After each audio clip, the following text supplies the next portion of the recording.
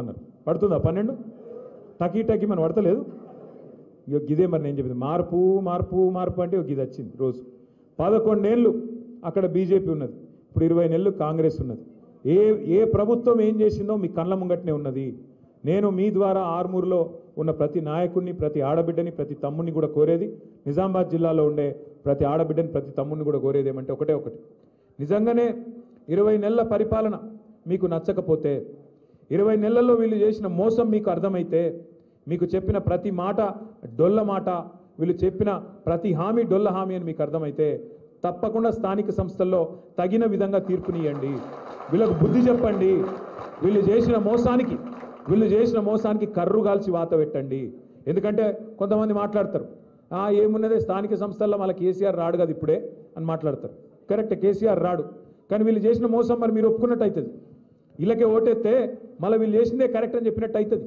కాబట్టి జాగ్రత్తగా ఉండండి జాగ్రత్తగా ఆలోచించి ఓటేయండి తప్ప ఆగం కాకండి ఎంత ఘోరం అంటే నిజంగా ఇవాళ ఉస్మానియా యూనివర్సిటీలో ముఖ్యమంత్రి గారు మాట్లాడుతుంటే నేను కూడా చూసిన ఇంత అన్యాయంగా మాట్లాడతారా ఆ కాలేజీలు కట్టింది కేసీఆర్ గారి నాయకత్వంలో మన సబితా ఇంద్రారెడ్డి గారు ఆ బిల్డింగులు కట్టింది హాస్టల్ బిల్డింగు ఇంకో బిల్డింగ్ రెండు కూడా కట్టింది సబితా ఇంద్రారెడ్డి గారు ఇక రేవంత్ రెడ్డి గారేమో జేబులో కత్తెర పెట్టుకొని తిరుగుతుండు కత్తెర అంటే పాకెట్లు కొడుతుంది కాదు యాడ రిబ్బన్ కనబడుతుందా కట్ చేద్దామని చూస్తాడు మనం కట్టిన ఫ్లైఓవర్లు ఆయనే కట్ చేస్తాడు మనం కట్టిన బిల్డింగ్లు ఆయనే కట్ చేస్తాడు పర్వాలేదు కానీ కొద్దిగా జాగ్రత్త రేవంత్ రెడ్డి గారు జర జేబులో కత్తెర అటు ఇటు అయితే డేంజర్ ఉంటుంది జాగ్రత్త ఎందుకంటే ఆయన మాట్లాడే మాటలు ఎంత వికారం మాట్లాడి నాకు అర్థం కాదు ఒక్కటంటే ఒక్క మాట సక్కటి మాట మాట్లాడతాడా అరే తెల్లారు లేస్తే గలీజ్ మాటలు నీ పేగులు కట్ చేస్తా మెడలు వేసుకుంటా గుడ్లు వికి గోటీలు ఆడతా పేగులు మెడలు వేసుకునేది బోటి తింటాడు ఏమన్నా బోటి కొట్టేటాడా నాకు అర్థం కాదు అరే పేగులు మెడలు వేసుకుంటాడు ఎవడన్నా ముఖ్యమంత్రి నాకు అర్థం కాదు ఇంత గలీజ్ మాట ఇంకా ఘోరం ఏంటంటే ఇప్పుడు నువ్వు హామీలు ఇచ్చినావు 100 రోజులు అన్నావు 100 రోజులు అమలు చేయకపోతే ఇక ఈ చంద్రుడు అదేమన్నాడు ఈ సూర్యుడు ఇటు సూర్యుడు అటు ఒడిచినా అటునోడు ఇటు వచ్చినా నేను అమలు చేసి తీరుతా అన్నాడు మరి అయితే పైసలు ఎడికెళ్ళి వెళ్తాయంటే మాకు తెలియలేదా కాంగ్రెస్ వాళ్ళకు మేమందరం కూడా 6 ఫీట్లు ఉన్నాం ఒక్కొక్కడు నేను 3 ఫీట్లు ఉన్నా కానీ ఆ ఉత్తమ్ కుమార్ రెడ్డి 6 ఉన్నాడు ఆ జానారెడ్డి 6 ఫీట్లు ఉన్నాడు అందరం కలిసి చేస్తామన్నారు మరి ఏమా ఈరోజు 20 నెలలు ఒడిసేపాయి ఇంకో 4 నెలలు అయితే 2 నెలలు అయిపోయాయి మిగిలిన 40% టైం అయిపోయింది ఆఖరి సంవత్సరం ఎలక్షన్ టైం అయినా మిగిలింది ఇంకో 2 నెలలే మరి ఏమైనా అని ఈ హామీలు అంటే ఇప్పుడు రేవంత్ రెడ్డి గారు కొత్త రాగం ఎత్తుకున్నాడు ఏమంటాడు లంకె బిందెలు ఉంటాయనుకొని వచ్చినా లేవు ఎవడు చూస్తాడు లంకె బిందెల కోసం ఎవరు ఎత్తుకుతారు లంకె బిందెల కోసం లంకె బిందెలని మాట్లాడతాడు ఎవరైనా ముఖ్యమంత్రి గింత అన్యాయం మాటలా ఇంకా ఘోరం ఇప్పుడు మనందరికి ఇక్కడ కూర్చున్న వాళ్ళందరికీ అప్పు ఉందా లేదా అప్పు లేనివాడు ఎవడని ఉంటే చేయలే అవటరా జీవన్ రెడ్డి అప్పు లేనివాడు ఎవడు లేడు కానీ అప్పు ఉంటే కూడా ఏం చేస్తాం మనం మార్కెట్ మంచిగా లేదు రేవంత్ రెడ్డి వచ్చినాక కాంగ్రెస్ వచ్చినాక రియల్ ఎస్టేట్ సంకనాకిపోయింది ఇక అసలు ₹1 ఉడతలేదు కొనేటోడు లేడు అమ్మేటోడు లేడు అడిగినోడు లేడు ఇదివరకు 30,000 కాదన్నది ఇలా 19,000కి అమ్ముకుంటాను దిక్కులేక అక్కడక్కడ ఇక బిడపెయిన్లో ఏదైనా అర్జెంట్ అవసరం ఉంటే అమ్ముకునే పరిస్థితి వచ్చింది మరి ఈ పరిస్థితులల్లో అప్పు ఉన్నా కూడా ఏం చేస్తాం మనం లోపల బనీన్కు పొక్కలున్నా మీదికెళ్ళి మాత్రం కడక అంగి వేసుకొని బయట తిరుగుతామా లేదా ఎందుకు మళ్ళీ ఎవడన్నా అప్పు ఉడుతుందో పుట్టదో అని కానీ ముఖ్యమంత్రి ఎట్లున్నాడు ఏం చెప్తున్నా ఆయన నేను ఢిల్లీకి పోతే నాకు అపాయింట్మెంట్ ఇస్తలేరు చెప్పులు ఎత్తుకపోతే వాడు అపాయింట్మెంట్ ఇస్తలేరంటే ఏమనాలి ముఖ్యమంత్రి చెప్పురు మీరు నాకు అర్థం కాదు ఎవడన్నా చెప్పుకుంటాడు అట్లా ఏం లేకపోయినా కడక్ అంగి వేసుకొని చాలు మాకేమైంది రాబాయ్ నువ్వు 1,00,000 కాదు 2 లక్షలు ఇస్తా రేపటివరకు డామ్ డూమ్ అని కొడతాం నడుపుతాం ఎందుకంటే నడపాలి దుగ్నం నడపాలి కానీ ఈ ముఖ్యమంత్రి గారు ఇంకా ఘోరం మరి ఏమైనా నువ్వు గిన్ని హామీలు ఇచ్చినావు ఏం సంగతి అంటే ఈ మధ్యన కొత్త డైలాగ్ ఎత్తుకున్నాడు ఏం చేస్తారా నన్ను కోస్తారా కోసుక తింటారా ఎవడు కోసుక తింటే నువ్వు ఏమైనా సేపు మామిడి పండుగ కోసుక తినతుంది కోసుక తింటారా అన్నట ఇంత అన్యాయం ముఖ్యమంత్రి ఉంటాడు ఎవడన్నా అంత విచిత్రం అనిపిస్తుంది నాకు ఈ ముఖ్యమంత్రి లెక్కలేడు మేము కూడా చూసినాం ఎన్టీ రామారావుని చూసినాం రాజశేఖర రెడ్డి గారిని చూసినాం చంద్రబాబు నాయుడు గారిని చూసినాం కేసీఆర్ గారిని చూసినాం ఇక ఈయనని చూస్తున్నాం ఇప్పుడు ఏం చేయాలి ఇక నిజానికి ఇవాళ మీకంటే నాకంటే ఊళ్ళలో ఉన్న వాళ్ళకి కోపం ఎక్కువ వస్తుంది నాకు ఈ మధ్యన మన వాళ్ళందరూ చెప్తాను అన్నా నువ్వు జర ఇంకా తిట్టకే ఎక్కువ అని చెప్తాను అంటే నేనేందుకు తిడతారా పోయి నాకేం కర్మ ఆయన తిట్టేది నాకు అవసరమే లేదు కానీ మన నాయకుడు తెలంగాణను సాధించిన పెద్ద మనిషి కేసీఆర్ గారిని పట్టుకొని నోటికొచ్చినట్టు తిడితే మాత్రం కేసీఆర్ని తిడితే మాత్రం బరాబర్ ఈ బరాబర్ ఈట్ కా జవాబ్ పత్తర్ సే దేంగే. ఇక నువ్వు మర్యాదగా మాట్లాడితే మేము కూడా మర్యాదగా మాట్లాడతాం. కానీ నువ్వు ఇట్లా అబద్ధాలు చెప్పి ఓట్లు వేయించుకొని గద్దెనెక్కి రైతులు యూరియా కోసం నన్నులాడుతుంటే నువ్వేమో సినిమా వాళ్ళతో మీటింగులు పెట్టుకుంటా డ్రామా చేసుకుంటా నన్ను ఏమనద్దు నేను మాత్రం తిడతా అంటే మరి ఎందుకు పడాలి మనం? అందుకే నేను మిమ్మల్ని కోరేది ఏంటంటే సరే ఆయన కొట్టుడద్దు తిట్టడద్దు, ఇక మనం ఒక్కటే పని చేద్దాం ఇప్పటి నుంచి. కేవలం ఒక్కొక్క ఓటు ఆరుమూరులు అయితేనేమి, మహేశ్వరంలో అయితేనేమి, రాష్ట్రంలో ఏ మూలనైతేనేమి ఖచ్చితంగా స్థానిక సంస్థల్లో ఒక్కొక్క ఓటు పరిగేరినట్టు ఏరుదాం. ఏరి కాంగ్రెస్ పార్టీకి బీజేపీకి బుద్ధి చెబుదాం. ఎక్కువ ఆయాసం పడే అవసరం కూడా ఏం లేదు. మీరు ఒకటే పని చేయండి. నాకు తెలుసు మీ మీద కేసులు పెడతారు, బెదిరిస్తారు పోలీసు వాళ్ళు, ఆగమాగం చేస్తారు, ఫోన్లు చేస్తారు. ఒక పోస్ట్ పెట్టగానే ఏమాయరా తమ్మి నీ ఫ్యూచర్ చెడిపోతుంది ఎందుకు పెడుతున్నావు అని పోలీసుడు కాంగ్రెస్ కార్యకర్త కంటే ఎక్కువ వాడు ఓవర్ యాక్షన్ చేస్తాడు. మీరు ఒకటే యాద పెట్టుకోండి, మనం 10 ఏళ్ళు 2014 నుంచి 23 దాకా ఎన్నడూ కూడా ఆనాడు మన అధికార వ్యవస్థను రాజకీయం కోసం వాడుకోలేదు. ఎన్నడూ కూడా రాష్ట్ర ప్రభుత్వం గురించి, రాష్ట్ర అభివృద్ధి తప్ప ఇంకో ఆలోచన చేయలేదు. ఎట్లా నీళ్లు తేవాలి, ఎట్లా రైతుల కన్నీళ్లు దుడవాలి, ఈ ఆలోచన చేసినాం. పేదవారిని ఎట్లా కడుపులో పెట్టుకోవాలని చూసినాం తప్ప రాజకీయపరమైన ఆలోచనలు ఎక్కువ చేయలేదు. కానీ వచ్చేసారి మాత్రం ఇట్లుండం. బరాబర్ నేను కూడా చెప్తున్నా మీకు, ఇలా రేవంత్ రెడ్డి ప్రభుత్వంలో ఎవరెవరైతే ఓవర్ యాక్షన్ చేస్తున్నారో వాళ్ళందరి పేరు మీరు గుర్తుపెట్టుకొని నాకు కూడా గుర్తు చేయండి. మళ్ళా తప్పకుండా ప్రభుత్వం వస్తుంది, కేసీఆర్ గారు ముఖ్యమంత్రి అవుతారు. ఈసారి మాత్రం పోయిన తారీ లెక్క మంచిగా మర్యాదతోనైతే ఉండదు వ్యవహారం. ఎవరైతే ఓవర్ యాక్షన్ చేస్తున్నారో వాళ్ళకి తప్పకుండా మీ అందరికి నేను మాటిస్తున్నా, బుద్ధి చెప్పే బాధ్యత మా అందరిది. మీరు భయపడాల్సిన అవసరం లేదు. మీరు రోడ్ల మీదకి వచ్చి కొట్లాడి కేసులు పెట్టించుకోవాల్సిన అవసరం లేదు. పేరు రాసుకోరు, అంతే. పేరు రాసుకొని పెట్టుకోండి. మీరు ఏ బుక్ కావాలంటే ఆ బుక్ పెడదాం. పింక్ బుక్ అయితే పింక్ బుక్, ఇంకో బుక్ అయితే ఇంకో బుక్ పెట్టుకుందాం, మనం కూడా చూసుకుందాం. ఆఖరికి నేను చెప్పే మాట ఒకటే, రెండు పెద్దలు జయశంకర్ సార్ ఎప్పుడు ఒక మాట చెప్తుండే, ఈ రెండు పార్టీలు ఒకటి తీయరాదు ఒకటి పెట్టరాదు, దొందే.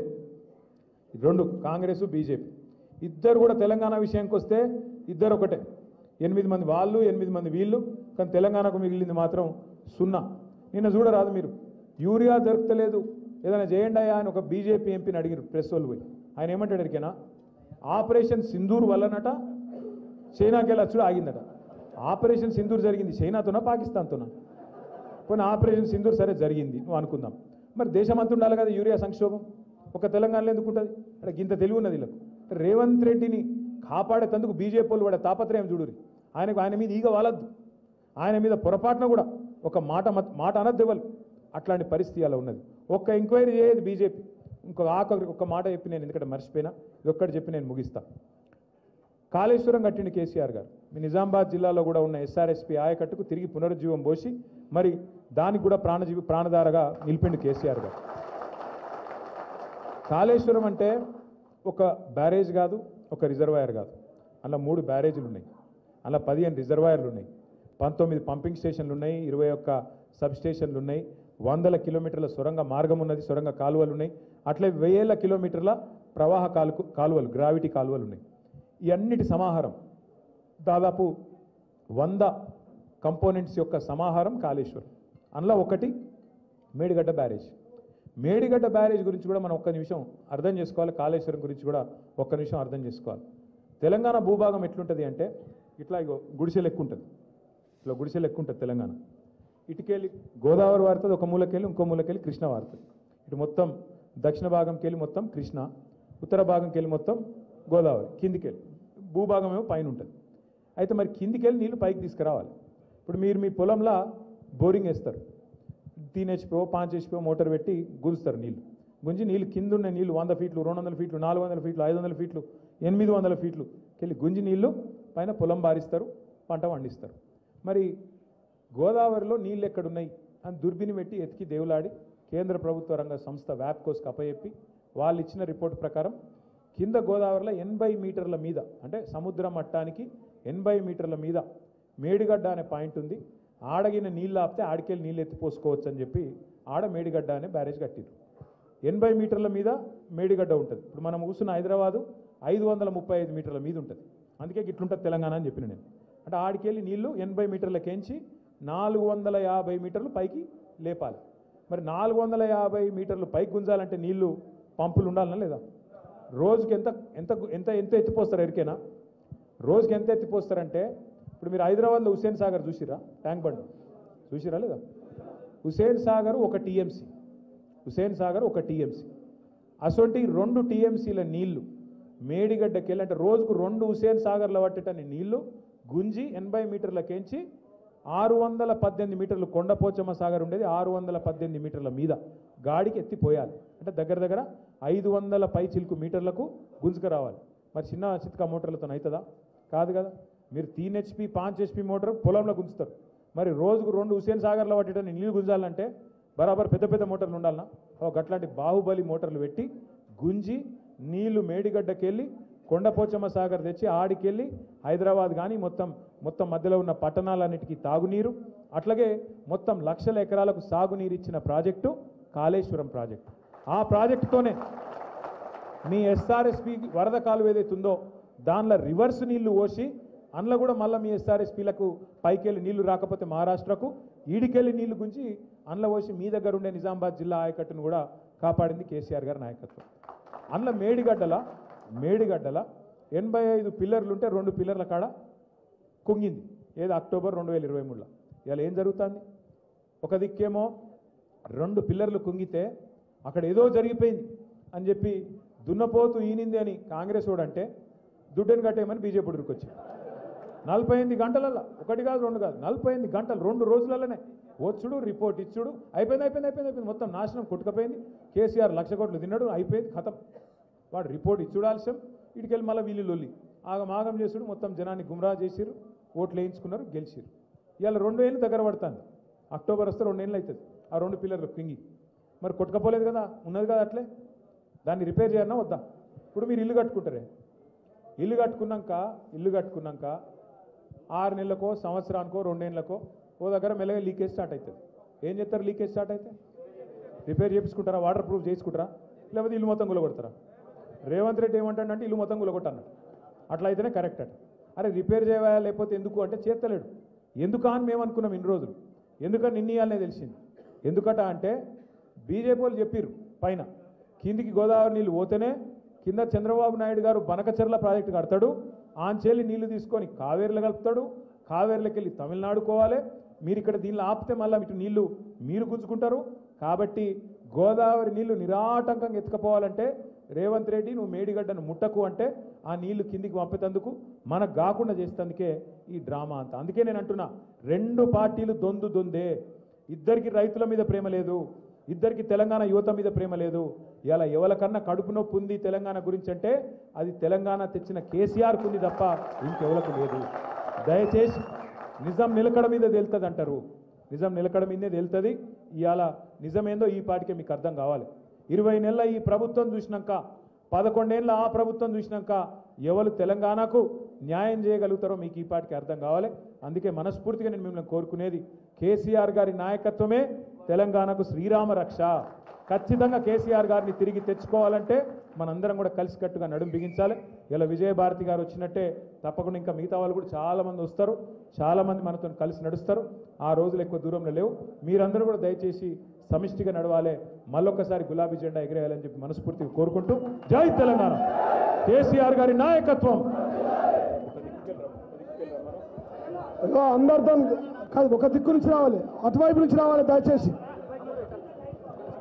కలిసి నడిచినారు. ఈరోజు మరొకసారి కేసీఆర్ గారికి ఒక సోదరిగా మరి రంగారెడ్డి జిల్లాని అత్యద్భుతంగా ముందుకు తీసుకెళ్తున్న పెద్దలు మాజీ మంత్రివర్యులు మా అందరి అక్క, పోరాటానికి ప్రతీక మా ఆడబిడ్డ శ్రీమతి సబితా ఇంద్రారెడ్డి గారికి, గౌరవ మాజీ ఉప ముఖ్యమంత్రి అన్నగారు, తొందరలో స్టేషన్ గన్పూర్లో ఎలక్షన్ వస్తే